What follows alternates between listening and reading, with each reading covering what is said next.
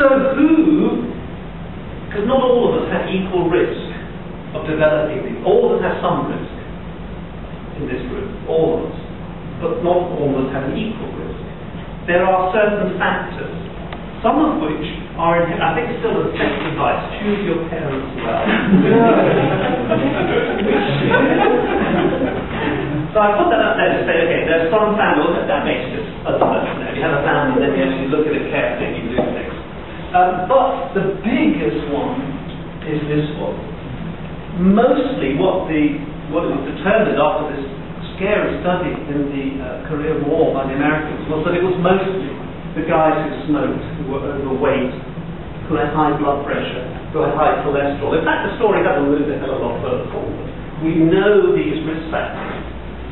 Forgive me, I adjusted this because I gave some lectures to sixth form. So some of these are a bit garish and boring.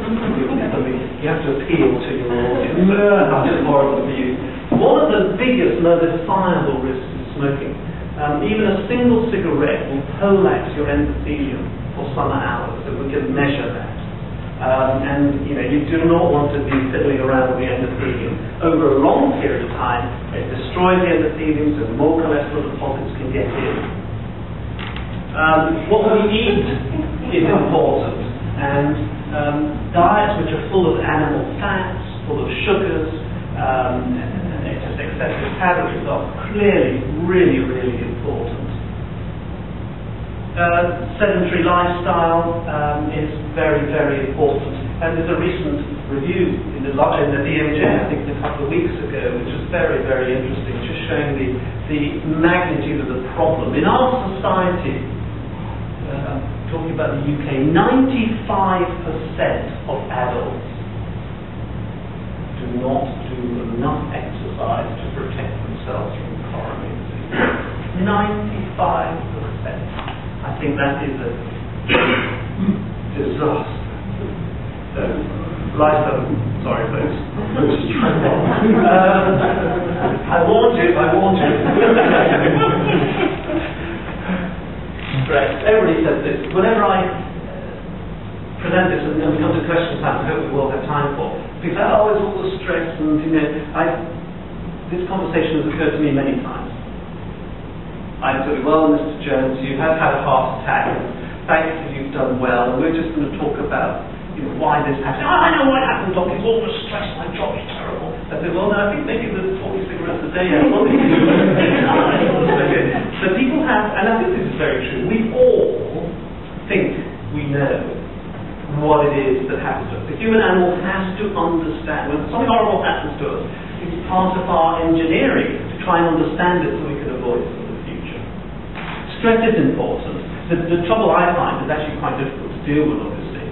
And there's no doubt, there's a lovely, lovely study published recently, and it may be important for the next few weeks,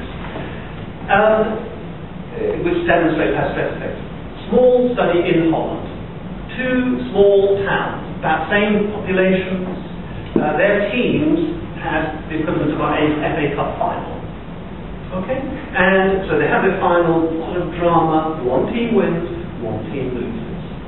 In the town where the team were the victors, there were a 1/3 less heart attacks in the next 14 days. And in the town who lost, there were 1/3 more. And this has been shown before, shown routinely there, that the emotions, and it's the negative stress. So the sort of stresses that are brought on by bereavement, divorce, moving house are really important as acute events. Being made redundant, shown in commentary many years ago, the heart attack rate doubled when the car workers were all made redundant because the car industry plummeted. So those stresses where you're out of control are very, very important. The sort of stress, the things I do, standing up in front of audiences, talking to this is easy, but if I stand up in front of a very big audience, it's stressful. But that's a positive stress. Actually, you'll enjoy what you're doing, you're sort of, not really, but you're sort of in control. That's actually quite positive for you. But if you're working for a bullying boss, if you're doing a job you can't quite manage, if the deadlines are too unachievable, those are bad stresses.